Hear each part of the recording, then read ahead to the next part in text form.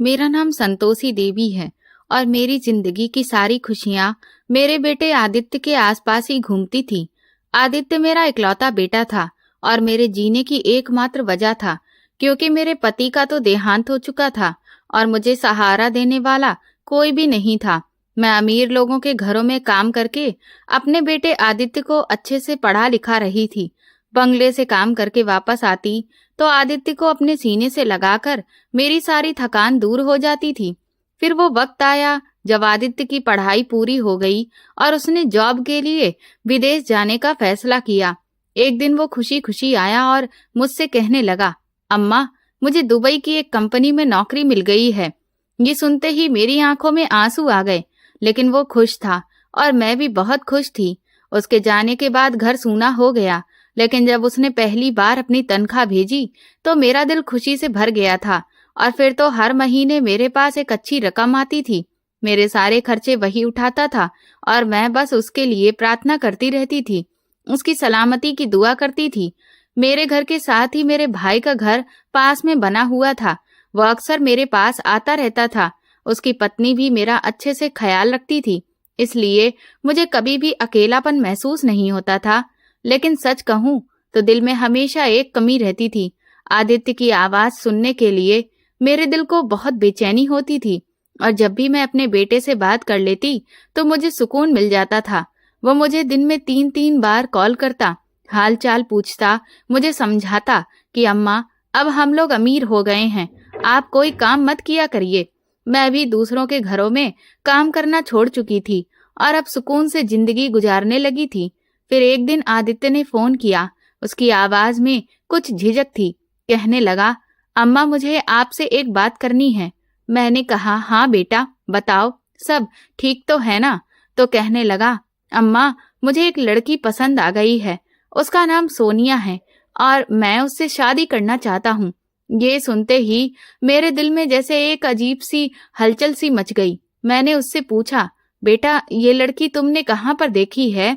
तो वो कहने लगा, अम्मा, मेरी उससे फोन पर बात हुई है। मैंने कहा, फोन पर बात होने से तुम्हें उससे प्यार कैसे हो गया? तो वो कहने लगा, अम्मा, आपके जमाने में चिट्ठियां होती थीं, मुलाकातें छतों पर हुआ करती थीं, लेकिन अब दौर बदल गया है। हम लोग फोन पर बात करते हैं, अपनी तस्वीरें शेयर करते हैं, दिल की बातें करते हैं। मोहब्बत भी उसी रास्ते से हो ही जाती है और इसी तरह से मुझे भी हो गई है। मैंने अपने दिल को समझाया कि वक्त बदल गया है और बच्चों की सोच भी बदल गई है। अगर मेरा बेटा खुश है तो फिर मुझे क्या ऐतराज हो सकता है? आदित्य ने कहा, अम्मा, अगर मैं उस लड़की से शादी करूंगा तो बहुत खुश रहूंगा, और अगर किसी और से शादी की तो शायद सारी जिंदगी खुश नहीं रह सकूंगा। मुझे उसकी बातों में सच्चाई लगी, इसलिए मैंने कहा, ठीक है बेटा, जब तुम भारत वापस आओगे तो फिर मुझे भी ले चलना, मैं लड़की वालों से मिलना चाहती हूँ। आदित्य ने कहा, अम्मा, मैंने उनसे बात कर ली है और वो सब कुछ पहले से ही कर चुका था। जब हम लोग लड़की के घर गए तो ऐसा लगा कि जैसे सब कुछ पहले से ही तय था। मैं खामोशी से सब कुछ देखती रही। सोनिया के घरवाले जैसे हमारे ही इंतजार में बैठे थे। ना कोई ज्यादा सवाल जवाब हुए और ना ही कोई ज्यादा रस्मों रिवाज की बातें हुई। सिर्फ एक मुलाकात में न सिर्फ रिश्ता पक्का हुआ, बल्कि शादी की तारीख भी फाइनल कर दी गई। मुझे ये सब जरा अजीब सा लगा था कि शायद मुझे सिर्फ एक फॉर्मेलिटी निभाने के लिए ही साथ में लाया गया है। लेकिन फिर मैंने अपने दिल को समझाया कि जब बेटा खुश है, बस यही सबसे बड़ी बात है। मैंने दिल में सोचा कि अगर वो अपनी जिंदगी का फैसला खुद कर रहा है तो शायद ये भी वक्त की जरूरत है। मुझे उसकी खुशी में अपनी खुशी तलाश करनी है। उसने मेरे लिए सब कुछ किया है और अब मेरी बारी है कि मैं उसकी इच्छा का मान रखूं। दिल में कुछ कमी सी तो लग रही थी कि मेरे आदित्य ने इतना बड़ा फैसला मुझसे छुपाकर क्यों किया, लेकिन फिर मैंने खुद को समझाया कि आजकल के बच्चे ऐसा ही करते हैं। वक्त ने अब सब कुछ बदल दिया है, लेकिन एक माँ की मोहब्बत आज भी वैसी ही है जैसे कि सदियों पहले भी थी। मैंने खामोशी से आदित्य की खुशियों में शामिल होने का फैसला कर लिया। सोनिया और आदित्य की शादी बड़े ही साधारण अंदाज में हो गई। ना कोई धूम धड़ाका हुआ था और ना ही किसी तरह की कोई भारी भरकम दावत का इंतजाम था। सिर्फ कुछ करीबी लोग ही शादी में मौजूद थे और मैं दिल से चाहती थी कि मेरे बेटे की नई जिंदगी की शुरुआत खुशियों से भरपूर हो। सोनिया को जब पहली बार मैंने देखा तो सच में वो शकल सूरत से बहुत खूबसूरत थी। उसकी बातों में नरमी भी थी, अंदाज में भी नजाकत थी। लेकिन घर में आकर कुछ दिन के बाद ही मुझे ये बात अच्छे से समझ आ गई थी कि सोनिया को घरेलू कामकाज की ना तो आदत है और ना ही कोई शौक। वो सुबह देर से उठती, नाश्ता भी बड़ी मुश्किल से बनता और अक्सर वो किचन में जाती ही नहीं थी। शुरू में मुझे ये सब बहुत अजीब नहीं लगा था, क्योंकि मैं तो हमेशा से अपना काम खुद ही करती आई थी। आदित्य के बचपन से लेकर आज तक मैंने उसके आराम में कभी कोई कमी नहीं आने दी थी। और अब जब आदित्य की पत्नी आ गई थी तो मेरे दिल में यही इरादा था कि मैं उनकी जिंदगी में ज्यादा दखल अंदाजी नहीं करूंगी। मैं उनके मामलों से दूर ही रहूंगी और उन्हें वक्त, उनका अपना आराम, उनकी खुशियां, आजादी से सब कुछ जीने दूंगी। मेरी प्रार्थनाओं का असर था या फिर आदित्य की मोहब्बत का कमाल कि शुरू के दिनों में दोनों बहुत खुश थे। सोनिया भी हर वक्त हंसती मुस्कुराती रहती और आदित्य जैसे उसके आसपास ही हर वक्त घूमता रहता। सोनिया आदित्य से नखरे दिखाती तो वो उसके नखरे उठाता और चुपचाप उसकी सारी बातें मान लेता। वो फरमाइश करती तो वो दौड़ता हुआ पूरी करता। वो कहती कि आधी रात को मुझे आइसक्रीम खानी है तो वो चुपचाप बाहर निकल जाता। वो कहती कि इस वक्त मुझे समुंदर देखना है तो वो गाड़ी निकाल लेता। मुझे अक्सर उन दोनों का प्यार देखकर थोड़ी जलन भी होती थी, लेकिन दिल में खुशी भी हो जाती थी कि मेरा बेटा वाकई में बहुत खुश है और उसकी पत्नी भी उससे बहुत प्यार करती है। कई बार वो दोनों मुझे भी अपने साथ घुमाने के लिए लेकर जाते और जब अकेले जाते तो मेरे लिए भी वापसी पर खाने पीने की चीजें लेकर आते थे। उस वक्त घर में खुशियों की हवा थी, कह कहे थे, हंसी थी और हर तरफ जिंदगी महसूस होती थी। एक दिन मैंने हंसते हंसते सोनिया से कहा कि बेटा, अब तो मुझे दादी कब बना रही हो। ये बात मैंने सिर्फ प्यार से कही थी, कोई उस पर दबाव डालने के लिए नहीं। लेकिन सोनिया ने बड़ी ही गंभीरता से जवाब दिया कि ये अभी हमारे प्लान में शामिल नहीं है, जब हमारा दिल चाहेगा तभी होगा। उसका ये अंदाज और ये बात मुझे अंदर से कुछ खलासी गई थी। मुझे ऐसा लगा कि जैसे मैं कोई अजनबी हूँ जिसकी राय लेना तो दूर, उसके जज्बातों का भी कोई ख्याल ही नहीं किया जा रहा है। मैंने उसकी बात पर कुछ भी नहीं कहा और बस इतना कहा कि बेटा ठीक है, जैसी तुम लोगों की मर्जी। फिर वो दिन भी आ गया जब आदित्य को वापस अपनी नौकरी पर विदेश जाना था। आदित्य ने 4 महीने भारत में गुजारे और वो दिन उसके लिए जैसे सपनों के जैसे थे। सोनिया के साथ वक्त गुजारना, उसके चेहरे पर खुशी लाना, उसे हंसाना, उसकी हर फरमाइश को पूरी करना, जैसे वो इसी काम के लिए आया हो। लेकिन अब उसको वापस जाना था और इसीलिए उसका दिल भारी हो रहा था। वो बहुत ज्यादा उदास था, यहाँ तक कि वो रोते हुए एयरपोर्ट पहुंचा। सोनिया भी उसके साथ ही थी, लेकिन उसके चेहरे पर कोई उदासी नहीं थी, ना ही आंखें नम थीं, ना कोई घबराहट थी। मैंने दिल में सोचा कि शायद वो बहुत मजबूत दिल की लड़की है, लेकिन मर्द की फितरत होती है कि जिस औरत से वो मोहब्बत करता है उसे छोड़कर जाना उसके लिए बड़ा ही मुश्किल बन जाता है। आदित्य की आंखें लाल हो रही थीं और वो बार बार मेरी तरफ देखता, जैसे कि कहना चाहता हो कि अम्मा, मैं इसे छोड़कर नहीं जाना चाहता। सोनिया खामोश खड़ी रही। आखिर में जब प्लेन में सवार होने का वक्त आया तो उसने भी एक आंसू बहाया, लेकिन न जाने क्यों वो आंसू भी मुझे असली नहीं लगा। मुझे ऐसा लगा जैसे ये सिर्फ दिखाने के लिए निकल गया हो। मुझे नहीं मालूम था कि मैं गलत थी या सही, लेकिन एक माँ का दिल धोखा नहीं खाता। आदित्य के जाने के बाद सोनिया बिल्कुल बदल गई थी, या शायद वो हमेशा से वैसी ही थी, सिर्फ मैं ही कुछ और समझ बैठी थी। अब वो सारा दिन अपने कमरे में बंद रहती, बिल्कुल भी बाहर नहीं आती। खाने का वक्त होता तो भी वो प्लेट लेकर खाना परोस कर अपने कमरे में चली जाती। मैं कभी कुछ कहती तो वो कहती कि अम्मा, मैं आपके बेटे से फोन पर बात कर रही होती हूँ ताकि उसका दिल लगा रहे और वो वहां पर उदास ना हो। ये सुनकर मैं खामोश हो जाती थी। उसके कमरे से ठहाकों और हंसी मजाक की खूब आवाजें आती। मेरे दिल को तसल्ली होती कि शायद वो मेरे बेटे के साथ ही बातें कर रही होगी, इसीलिए इतना जोर जोर से हंस रही है। लेकिन आदित्य का तो काम ही ऐसा था। वो तो कहता था कि अम्मा, मैं दिन भर व्यस्त रहता हूँ, यहाँ पर कई सारे लोग आते हैं, उनसे मेरी मुलाकातें होती हैं, डील्स करनी होती है। कई बार तो तुम्हें फोन करने का भी मुझे वक्त नहीं मिलता। और वाकई वो मुझे भी कई कई दिन के बाद ही फोन करता था। मैंने सोचा था कि शायद वो अपनी बीवी के लिए तो वक्त निकाल ही लेता होगा, आखिर मोहब्बत भी तो बहुत ही उसे उससे थी। लेकिन धीरे धीरे दिन गुजरते गए, हफ्ते गुजर गए, महीने गुजरने लगे, लेकिन मैंने सोनिया को एक बार भी रोते हुए नहीं देखा। उसकी आंखों में ना उदासी थी, ना इंतजार, और ना ही कोई फिक्र। मैंने तो सुना था कि परदेसी पति की पत्नियां अकेली होकर हमेशा उदास रहती हैं, उनकी आंखों में नमी होती है, उनका शरीर कमजोर हो जाता है। लेकिन सोनिया तो बिल्कुल हट्टी कट्टी थी, हर वक्त तरोताजा और बेफिक्र। शुरू में तो मुझे वो बड़ी ही साधारण दिल वाली, मोहब्बत से भरी बहू लगती थी, लेकिन अब वो एक ऐसी औरत लगने लगी थी जिसे ना इस घर से कोई लगाव था और ना ही उस घर में रहने वाले लोगों से। वो बस एक कमरे में कैद अपने ही ख्यालों में खोई रहती थी, और मैं खामोश तमाशाई बनकर सब कुछ चुपचाप देखती रहती थी। अजीब बात ये थी कि सोनिया के घरवाले भी शादी के बाद एक बार भी उससे मिलने नहीं आए। मैंने कई बार उससे पूछा भी कि बेटा, तुम्हारे मम्मी पापा कब आएंगे तुमसे मिलने के लिए, और तुम्हें कब लेकर जाएंगे, तब तुम उनके पास जाओगी? तो हर बार वो बस एक ही जवाब देती कि मम्मी जी, वो दोनों लोग बहुत व्यस्त होते हैं, उनके पास वक्त ही नहीं होता है। मैं दिल में सोचती कि ऐसी भी क्या व्यस्तता कि अपनी इकलौती बेटी के लिए वक्त ही नहीं निकाल सकें। ना तो वो फोन पर बात करते हैं, ना कभी मिलने आते हैं, और ना ही उसे अपने पास बुलाते हैं। ये बात मुझे शुरू से ही खटक रही थी, क्योंकि मैंने देखा है जब बेटी की शादी होती है तो माँ बाप का दिल हर वक्त ये चाहता है कि कभी उसे देखें, कभी उसकी खबर लें, उसे अपने गले से लगाएं, उसका ख्याल रखें।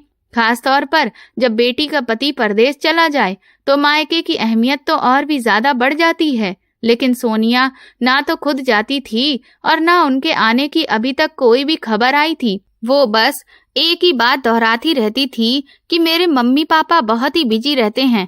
ऐसा लगता था जैसे सोनिया की जिंदगी बस एक कमरे में ही सिमट चुकी थी और फोन उसकी पूरी दुनिया बन चुका था।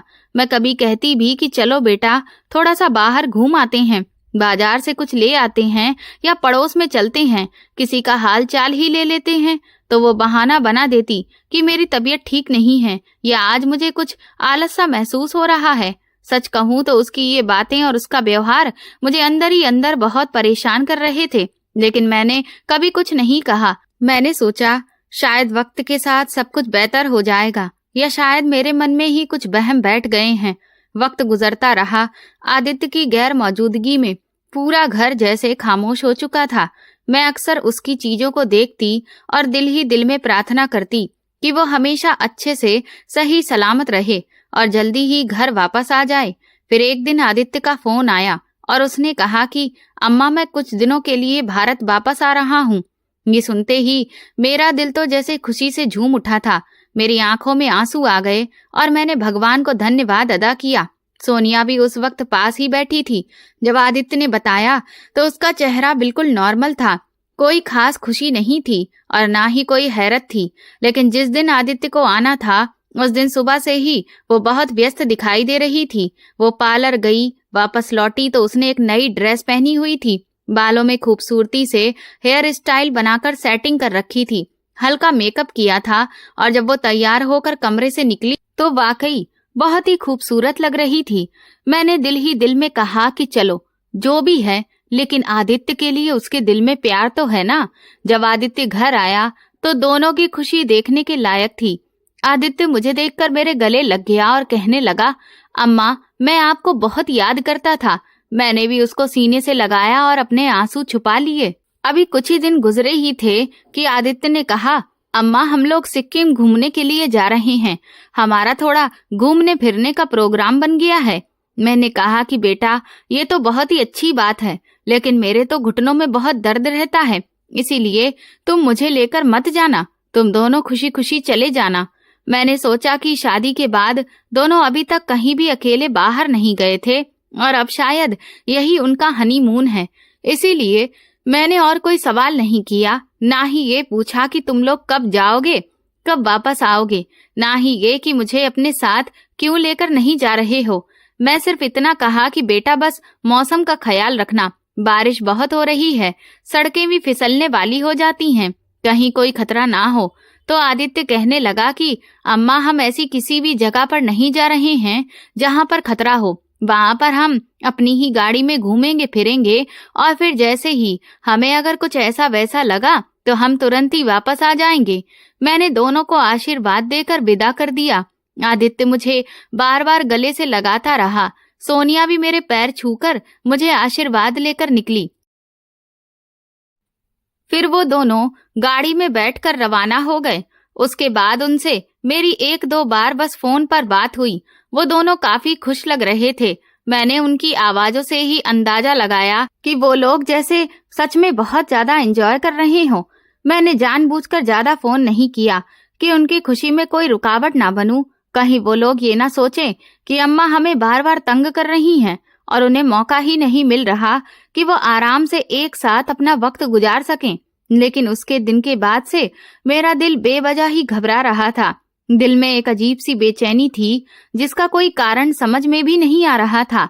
मेरी आंखों में बार बार आंसू आ रहे थे और अचानक ही भगवान से मैं प्रार्थना करने लगती थी। मैं शाम की हर पूजा के बाद उन दोनों की सुरक्षा के लिए भगवान से प्रार्थना करती और अंदर ही अंदर सोचती कि न जाने क्यों मेरा दिल इतना बेकरार हो रहा है। मैं अपने दिल को समझाती कि सब कुछ ठीक है, लेकिन फिर भी कहीं ना कहीं कोई अनजानी सी फिक्र मेरे दिल में हलचल मचाए हुए थी। शायद माँ का दिल हमेशा सच ही बोलता है और मैं बस इस दिल की सुनकर खामोशी से भगवान के आगे झुकी हुई थी। मुझे याद है वो दिन जैसे कल की ही बात हुई हो। मैं दिन के वक्त आंगन में बैठी हुई थी और सोच रही थी कि कब आदित्य का फोन आएगा, कब मैं उसकी आवाज सुनूंगी, कब वो मुझे ये कहेगा कि अम्मा बस अब 2 दिन और फिर मैं वापस आ रहा हूँ। ये सोचते हुए ही अचानक मेरे फोन की घंटी बजी। नंबर देखकर मेरी हैरत की कोई इंतहा नहीं रही, क्योंकि वो कॉल सोनिया की थी। मुझे लम्हे भर को यकीन ही नहीं हुआ कि वो मुझे भी फोन कर सकती है, क्योंकि वो तो मेरे साथ घर में रहकर भी मुझसे ज्यादा बात नहीं करती थी, और अब इतनी दूर जाकर अचानक उसे मेरी याद कैसे आ गई। मेरी उंगलियां अपने आप ही कांपने लगीं। दिल तेजी से धड़क रहा था। मुझे लगा शायद कोई खुशखबरी हो, या शायद उसने मेरे लिए कुछ भेजा हो, या शायद वो दोनों वापस आ रहे हों। लेकिन जैसे ही मैंने कॉल सुनी और सोनिया की आवाज मेरे कानों से टकराई तो मुझे ऐसा लगा कि मेरे पैरों तले से जमीन ही निकल गई हो। सोनिया की आवाज बहुत भारी थी, लेकिन साफ सुनाई दे रही थी। उसने कहा, मम्मी जी, बहुत बड़ा नुकसान हो गया है।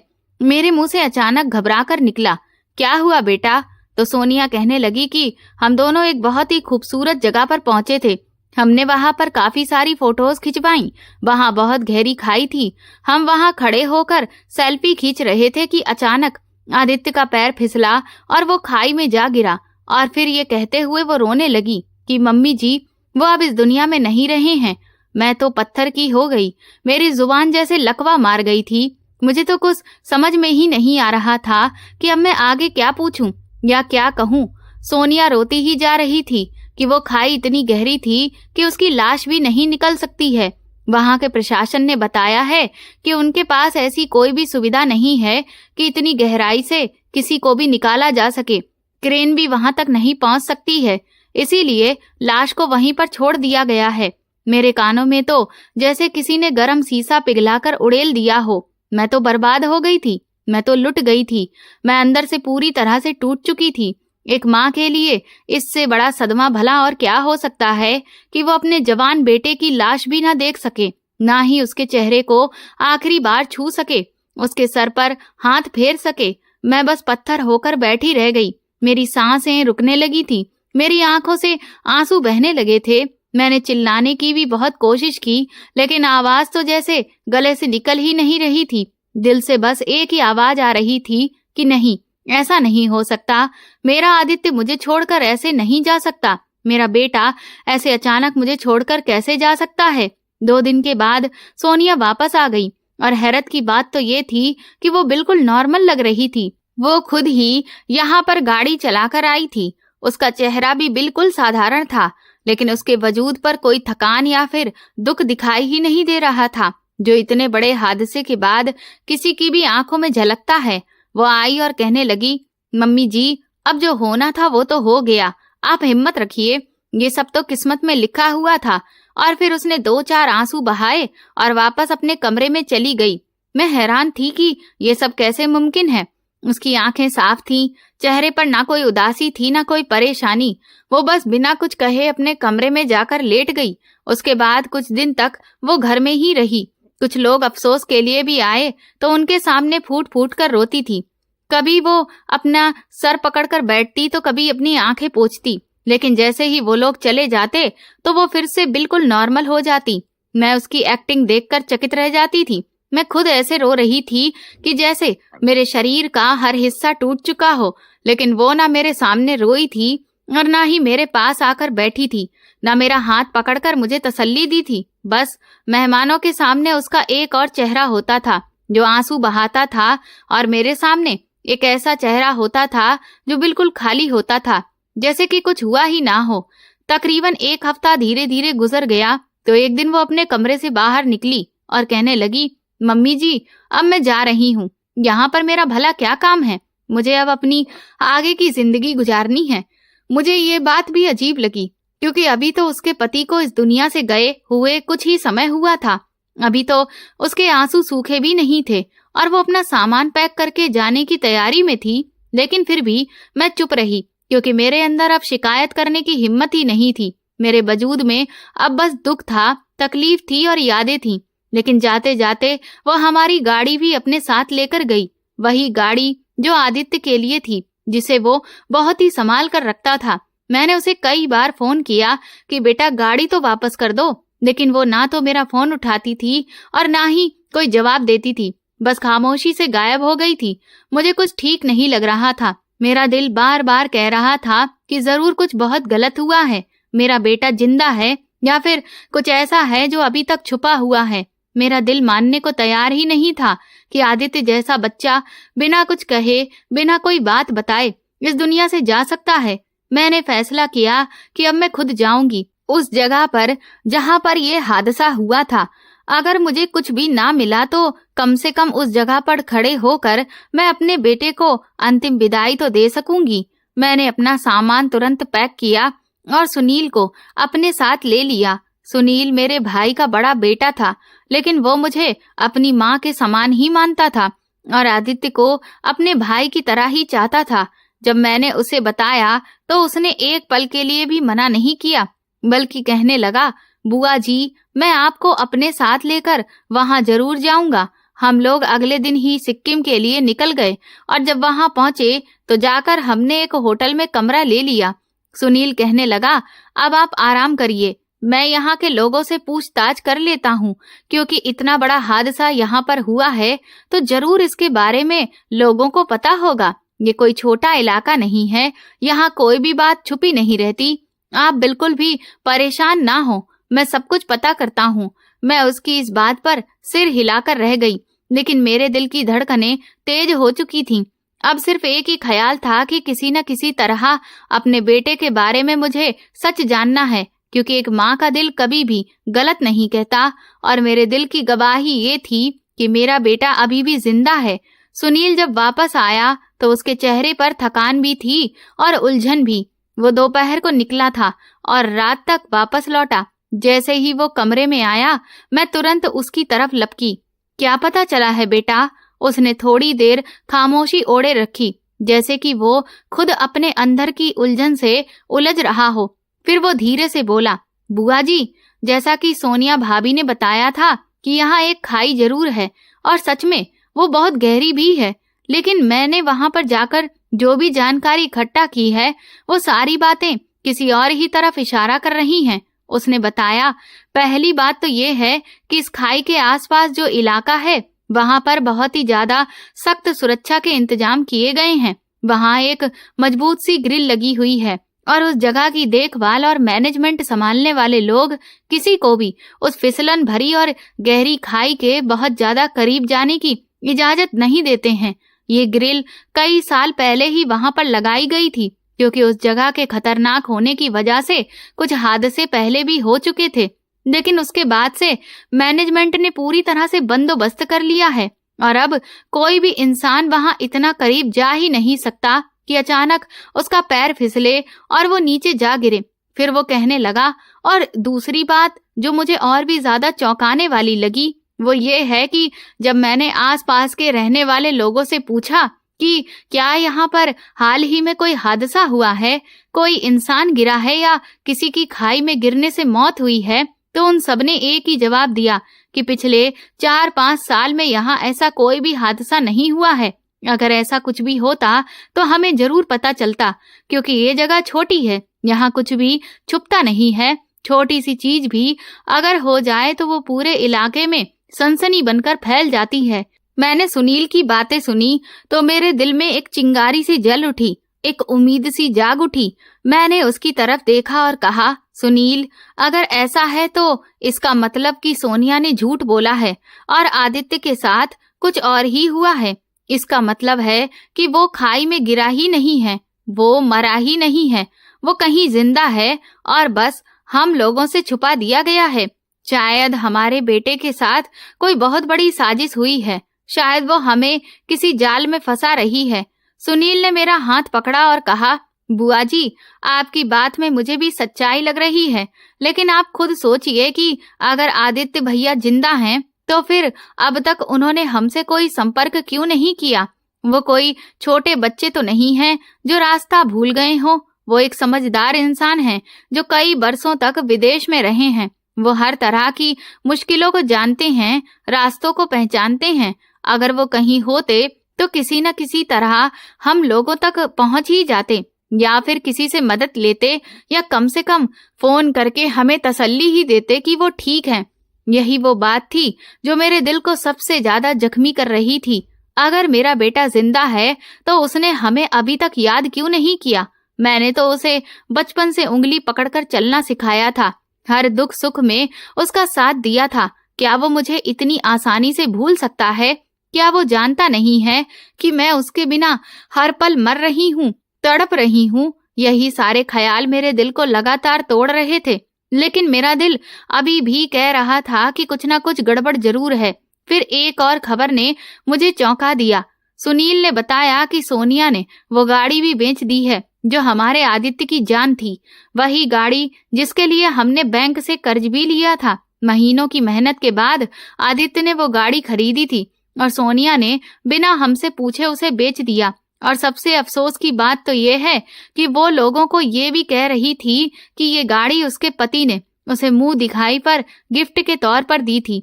हालांकि हमें अच्छी तरह से याद था कि ऐसी कोई भी बात कभी भी नहीं हुई। ये सब सुनकर मेरे दिल में एक डर सा बैठ गया कि शायद अब उसकी नजर हमारे घर पर होगी। शायद वो समझ रही हो कि आदित्य तो अब चला गया है, अब ये सब कुछ उसका है, ये गाड़ी, ये घर, ये सामान। ये सोचकर मैं कांप गई।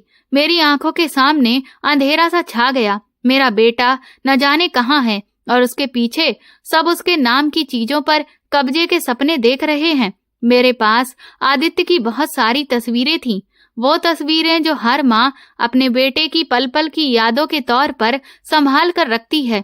सुनील ने मुझे एक अच्छी सलाह दी। उसने कहा, हम ऐसा करते हैं कि इन तस्वीरों के बड़े बड़े पोस्टर बनवा लेते हैं और इन पर लिखते हैं कि अगर किसी को भी इसके बारे में कुछ पता चले तो वो हमसे संपर्क करे। इसके बदले में हम उसे इनाम देंगे, क्योंकि यहाँ के लोग ज्यादातर इतने पैसे वाले नहीं हैं। इनाम की उम्मीद पर वो जरूर हमारी मदद करेंगे। हमने दोनों ने फैसला कर लिया कि अब कुछ दिन तक हम यहाँ पर रहकर यही काम करेंगे। अगले दिन हमने बाजार से जाकर कुछ तस्वीरें प्रिंट करवाकर उन पर पहचान और जानकारी लिखवाकर कुछ अलग अलग जगह पर उन पोस्टर्स को लगाना शुरू कर दिया। हमने होटल के बाहर, दुकानों के शटर पर, चौक और बाजारों में वो तस्वीर चिपका दी और लोगों से हाथ जोड़कर प्रार्थना की कि अगर इसके बारे में कुछ पता चले तो हमें जानकारी जरूर दें। हमने अपना फोन नंबर भी साथ में लिख दिया था ताकि कोई भी आसानी से हमसे संपर्क कर सके। धीरे धीरे वक्त गुजरने लगा।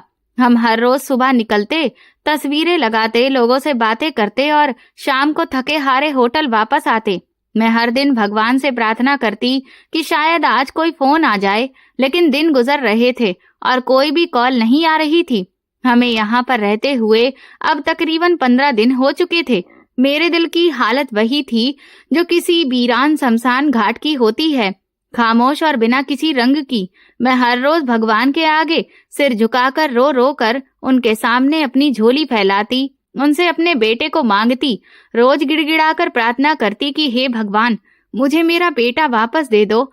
मैं जिंदगी भर तुम्हारी एहसान मंद रहूंगी, तुम्हारे दरवाजे पर सिर झुकाऊंगी, तुम्हारे नाम पर गरीब लोगों को खाना खिलाऊंगी। बस मेरा बेटा मुझे वापस मिल जाए। हमें अब वहां पर रहते हुए तकरीबन 1 महीना गुजर चुका था। दिन और रात बस एक जैसे ही हो गए थे। सुबह हम उम्मीद लेकर उठते और शाम को मायूसी लेकर सो जाते थे। मैंने हर दरवाजा खटखटाया था, हर मंदिर के सामने हाथ फैलाया था, हर जगह प्रार्थना की थी, होटल में जाकर तस्वीरें दिखाई, बाजारों में चिल्ला चिल्ला कर अपने बेटे की झलक ढूंढी थी, लेकिन मुझे कुछ भी नहीं मिला था। सुनील भी अब थकने लगा था। उसकी आंखों के नीचे काले घेरे पड़ने लगे थे और मेरे चेहरे पर हर दिन एक नई झुर्री उभर आई थी। एक दिन उसने मेरा हाथ पकड़ा और बड़ी ही नरमी से कहा, बुआ जी, अब हमें वापस चलना चाहिए। आपकी तबीयत भी दिन ब दिन खराब हो रही है। यहाँ पर बहुत सर्दी है। आप खाना भी ठीक से नहीं खा रही हैं और सोना भी छोड़ चुकी हैं। मैंने यहाँ थाने में रिपोर्ट दर्ज करवा दी है, तस्वीरें भी जगह जगह लगवा दी हैं, अखबार में भी ये खबर छपवाई है और मैं वादा करता हूँ कि हर महीने बाद खुद यहाँ पर आकर आपके बेटे के बारे में पूछताछ किया करूँगा। लेकिन अभी के लिए हमें वापस चलना चाहिए। मैं बड़ी ही मुश्किल से उसे हामी भरी। मेरा दिल जैसे टूट रहा था, लेकिन अब कुछ और करने के लिए बचा भी तो नहीं था। हमने अपना सामान समेटा, बैग बंद किया, सुनील ने सामान उठाया और मैं धीरे धीरे उसके साथ चलती हुई बस अड्डे की तरफ रवाना हो गई। मेरे कदम किसी भयंकर बोझ से भारी हो चुके थे। दिल के अंदर जैसे तूफान सा बंद था और बाहर चेहरे पर खामोशी की चादर फैली हुई थी। हम लोग जैसे ही बस अड्डे पर पहुंचे, मैंने एक तरफ देखा जहां पर कुछ भिखारी खड़े हुए थे।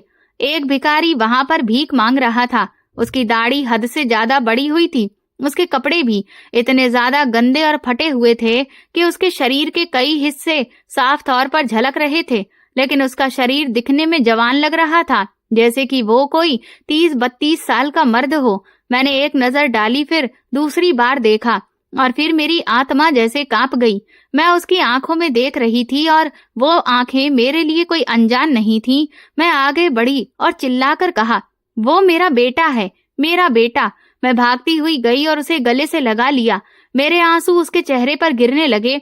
वहां पर लोग ये सब देखकर आसपास जमा होने लगे।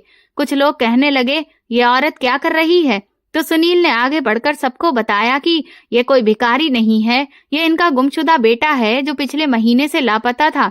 सुनील ने सबको सच बताया, लेकिन हैरत भरी बात ये थी कि आदित्य हमें पहचान ही नहीं पा रहा था। वह हमारी तरफ देखता तो था, लेकिन जैसे ही हमें याद करने की कोशिश कर रहा हो और फिर अपनी नजरें चुरा लेता था। जब भी मैं उसे बार बार पुकारती और अपने गले से लगाती तो वो थोड़ा सा हिचकिचाता और फिर खामोश हो जाता। हम उसे तुरंत ही अपने साथ लेकर वापस होटल में पहुंचे। आदित्य का शरीर ठंडा था और वो खुद जैसे होश में ही नहीं था।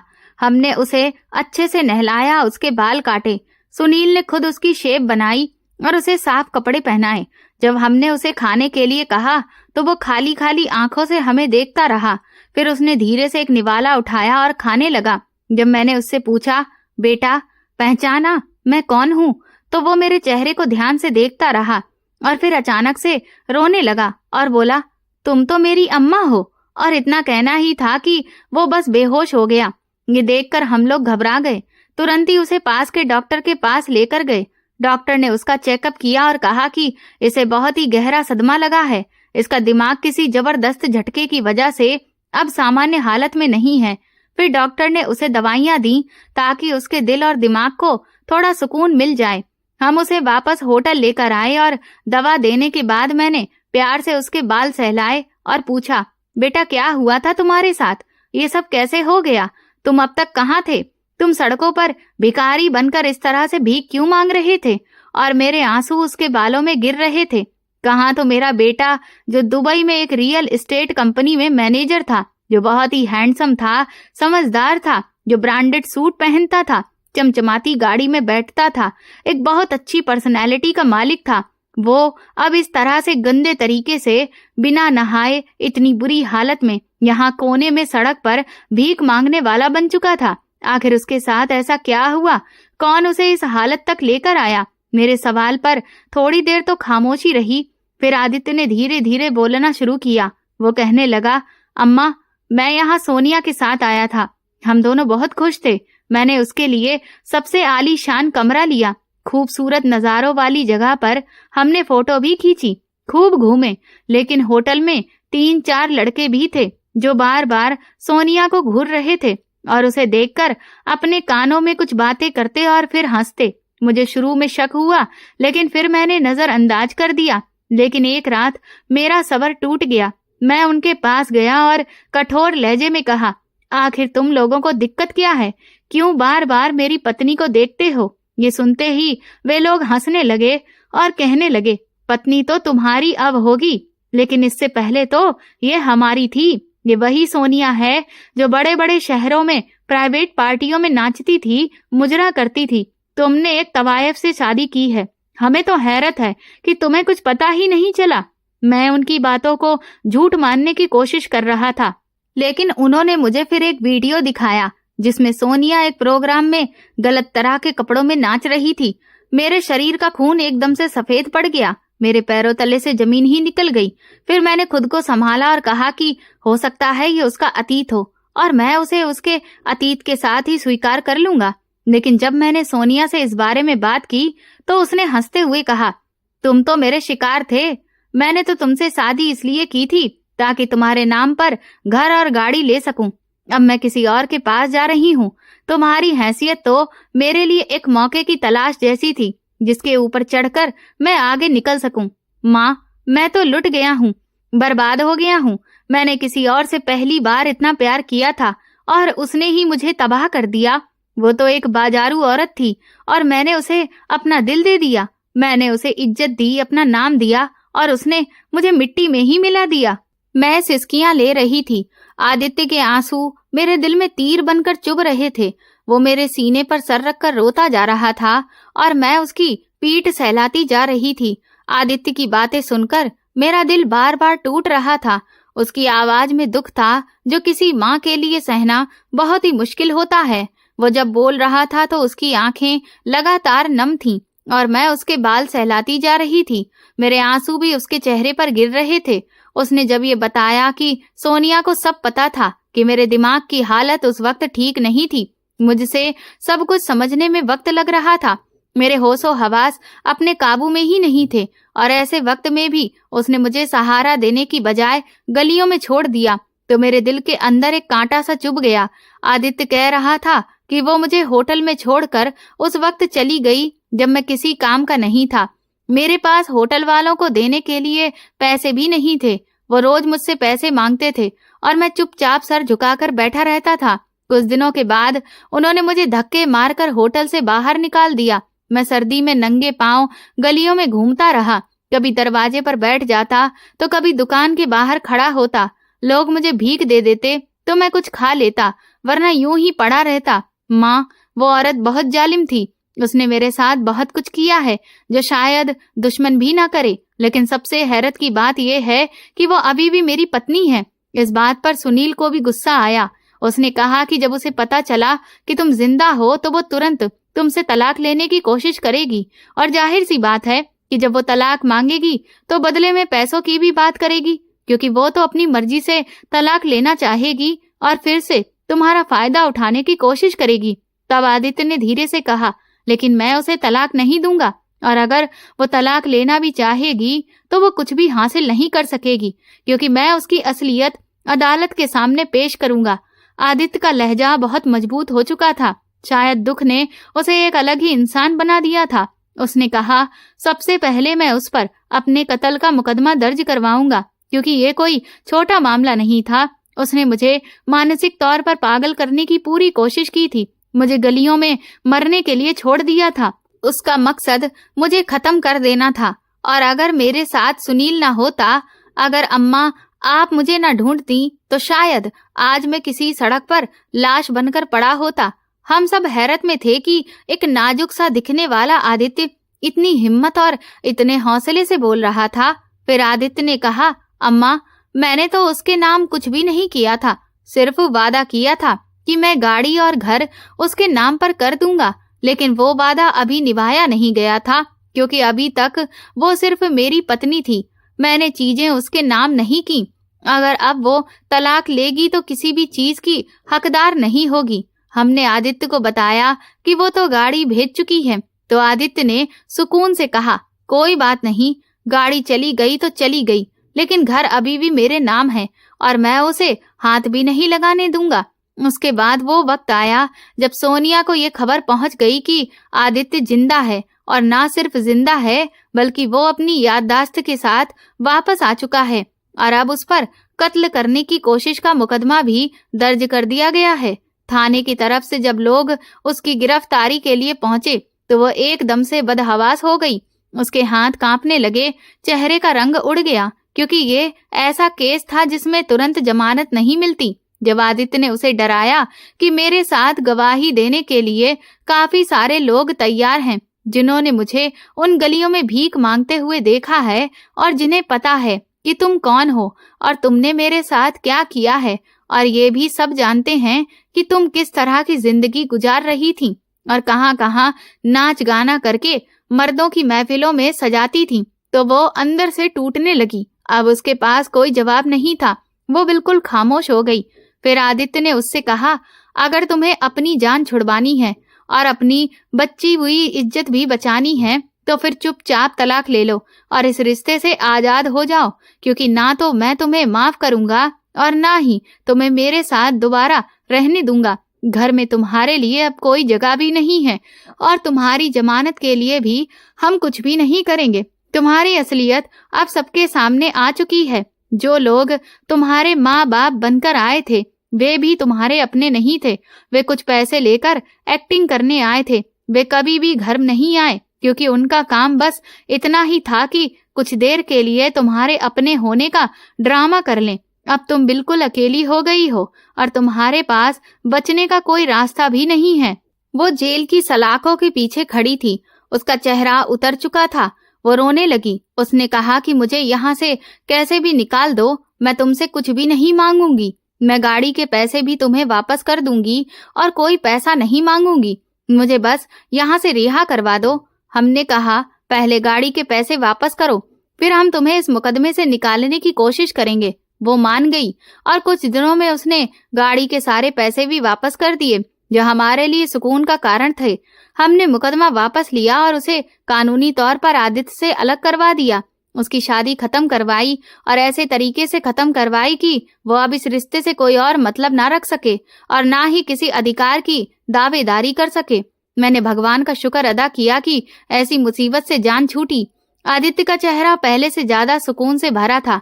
वो दिन ब दिन बेहतर होने लगा। उसने दोबारा खाने पीने में दिलचस्पी लेना शुरू की और कभी कभार हंस भी लेता था। हालांकि जो सदमा उसे लगा था वो कभी वो भूल नहीं सकता था, लेकिन अब उसके पास एक माँ थी, एक भाई था और एक नई हिम्मत थी, जिसकी बदौलत वो जिंदगी की तरफ लौटने लगा था। आखिर में मैं यही कहना चाहूंगी कि जरूरी नहीं है कि जिस लड़की से आपकी फोन पर बात हुई वो लड़की बुरी हो। कई बार ऐसा भी होता है कि सामने वाला इंसान वाकई मजबूर होता है। उसकी अपनी कुछ मजबूरियां होती हैं, वो कुछ बातें छुपा रहा होता है। मगर हमारे साथ जो हुआ उसमें ऐसा कुछ भी नहीं था। हमारे साथ तो धोखा हुआ, फरेब हुआ, हमारे जज्बातों से खेला गया। मेरे बेटे की सच्चाई, उसकी ईमानदारी, उसका प्यार, सब कुछ नजरअंदाज कर दिया गया। मेरे बेटे ने 1 साल तक उस लड़की से बात की, अपना वक्त, अपना ख्याल, अपनी सोच, सब कुछ उसे दे दिया। वो एक एक दिन उसके लिए गिनता रहा, एक एक लम्हा सपने बुनता रहा कि वो लड़की एक दिन उसकी दुल्हन बनेगी। जब वो उससे बात करता था तो उसके चेहरे पर चमक आ जाती थी। वो मुझसे कहता था, अम्मा, वो लड़की बहुत अच्छी है, बहुत शरीफ है, मैं उसे अपनी जीवन संगिनी की तरह संभाल लूंगा, मैं कभी उसका दिल नहीं दुखाऊंगा। मगर मुझे क्या पता था कि वो लड़की जिसे मेरा बेटा इतना चाहता है वह हमारे साथ ऐसा व्यवहार करेगी। वो एक और शहर में किसी और आदमी की फिर मंगेतर भी निकली, और जब हमें सब कुछ पता चला तो जैसे हमारे पैरों तले से जमीन ही खिसक गई। मैंने अपने बेटे को उस हाल में देखा जिस हाल में कोई माँ अपने बच्चे को नहीं देखना चाहती। उसके हाथ कांप रहे थे, चेहरा सफेद था, सांसें फूल रही थीं। वो मुझसे बस एक बात बार बार कह रहा था, माँ, मुझे यकीन नहीं आ रहा कि वो लड़की मेरी कभी नहीं थी। वो झूठ बोलती रही, वो मेरे जज्बातों से खेलती रही, मुझे धोखा देती रही। मैंने उसे सब कुछ हमेशा सच सच ही बताया था, मगर उसने बदले में मेरे साथ क्या किया? मुझे तोड़कर ही रख दिया। वो रात हमारी जिंदगी की सबसे बुरी रात थी। हम पूरी रात जागते रहे। हम सब घरवाले सदमे में थे। मैं अपने बेटे को बार बार पानी देती रही, उसका हाथ पकड़ती रही, मगर उसकी आंखों में एक ऐसी हरारत थी जो शायद सारी जिंदगी ना मिटे। उसने मुझसे कहा, अम्मा, मैं अब कभी किसी पर भी भरोसा नहीं करूंगा। मैंने दुनिया को बहुत अच्छा समझ लिया था, मगर दुनिया बहुत ही बेरहम है। उस लड़की ने सिर्फ मेरे बेटे को ही नहीं तोड़ा, बल्कि उसने हम सबको ही तोड़ दिया। हमने खुशियों के सपने देखे थे, बहू के लिए कपड़े भी खरीदे थे, जेवर भी बनवाए थे। हमने अपने बेटे की जिंदगी का वो दौर शुरू होने का इंतजार किया था जिसमें एक माँ को सुकून मिलता है। क्या मेरा बेटा अकेला नहीं है? लेकिन वो अकेलेपन से भी अब आगे चला गया है। वो एक ऐसे अंधेरे में चला गया है जहाँ से उसे रोशनी में लाना मेरे बस में नहीं था। मैंने उसे वापस दुबई जाने से रोक दिया, क्योंकि मैं नहीं चाहती थी कि वो अकेले कहीं दूर जाकर और भी ज्यादा टूट जाए। मैंने कहा, बेटा, तुम यहीं पर कोई काम कर लो, यहीं जिंदगी गुजार लो, हम तुम्हारे साथ हैं, तुम्हें किसी चीज की फिक्र करने की जरूरत नहीं है। मगर वो फिर भी रात को अक्सर उठकर खामोश बैठा रहता, कभी दीवारों को देखता तो कभी आसमान को, और मैं उसके चेहरे पर वो सवाल देखती थी जिसका जवाब शायद अब किसी के भी पास नहीं है कि उसने किसी का क्या बिगाड़ा था। वो तो एक सीधा साधा साफ दिल का लड़का था जो सिर्फ मोहब्बत चाहता था, इज्जत चाहता था, जिंदगी में किसी का साथ चाहता था। मगर उसकी किस्मत में सिर्फ दुख लिखा था, सिर्फ अकेलापन और धोखा। वो अभी भी डिप्रेशन की दवाइयां ही खा रहा है। डॉक्टर ने कहा है कि उसे बहुत ही संभाल कर रखना पड़ेगा, वरना ये सदमा उसकी मेंटल हेल्थ पर बहुत बुरा असर डाल सकता है।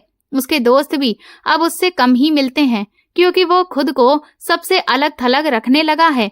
मैं प्रार्थना करती हूँ कि किसी और के बेटे के साथ कभी भी ऐसा ना हो, किसी और की माँ को ऐसी कोई भी तकलीफ ना देखनी पड़े। जरूरी नहीं है कि हर लड़की बुरी हो, मगर हर बार सामने वाला सच्चा भी नहीं होता। इसीलिए हमेशा सावधानी बरतें, अपने बच्चों की बातों को सुनें, उनके जज्बातों को समझें, क्योंकि एक लम्हा उनकी सारी जिंदगी बदल सकता है। ये पूरी कहानी काल्पनिक है, इसका किसी भी व्यक्ति, स्थान या वास्तविक घटना से कोई संबंध नहीं है। इसका उद्देश्य केवल मनोरंजन, शिक्षा और सस्पेंस आधारित कहानी को प्रस्तुत करना है। तो दोस्तों, आपको हमारी ये कहानी कैसी लगी? प्लीज मुझे कमेंट सेक्शन में जरूर बताएं। मेरे चैनल को सब्सक्राइब कर वीडियो को लाइक कर दें और इस वीडियो को हाइप भी दें। और ऐसी और भी रोमांचक कहानियों को सुनने के लिए प्लीज मेरे चैनल के साथ बने रहें। धन्यवाद।